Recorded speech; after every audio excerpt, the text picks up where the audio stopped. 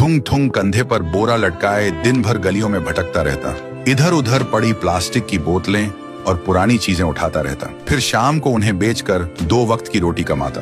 थुंग थुंग अपनी बीवी और बच्चे के साथ एक टूटी हुई झोपड़ी में रहता था।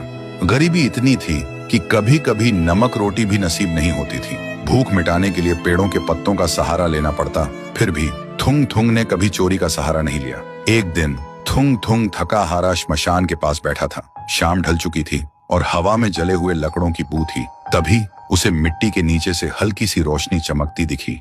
वह धीरे से उठा और मिट्टी खोदने लगा। कुछ ही देर में उसे जमीन के अंदर से एक पुराना सा लोहे का घंटी वाला दिया मिला। जैसे ही उसने उसे उठाया, एक भारी आवाज गूंजी, जो भी इस दिए को जगाएगा उसकी हर इच्छा पूरी होगी, लेकिन बदले में उसकी सबसे प्यारी चीज चली जाएगी।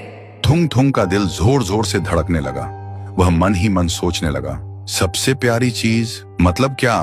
वह घर लौटा और बीवी को सब बताया। बीवी ने ध्यान से सुना। उसकी आंखों में डर भी था और थोड़ी सी उम्मीद भी।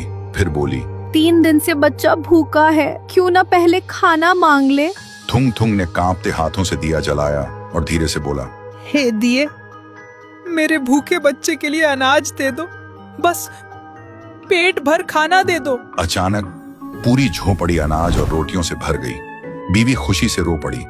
लेकिन उसी रात थुंग थुंग ने देखा उसका बच्चा चुपचाप कोने में बैठा है और उसे पहचान नहीं रहा। सुबह तक बेटा उसका नाम भूल चुका था।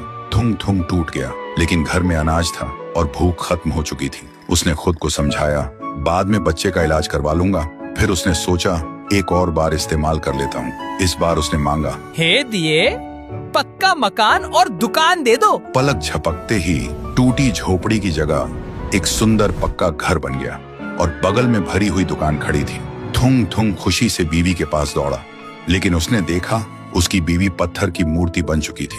थुंग थुंग चीखता रहा, रोता रहा और कोने में रखा वह दिया हंसता रहा, क्योंकि शर्त वही थी, हर बार सबसे प्यारी चीज खोना। अब थुंग थुंग के पास बड़ा घर था, पर वह पूरी तरह अकेला पड़ गया था। वह रोते हुए पत्थर बनी बीवी को गले लगाकर बोला, मुझे ये अमीरी जिंदगी नहीं चाहिए।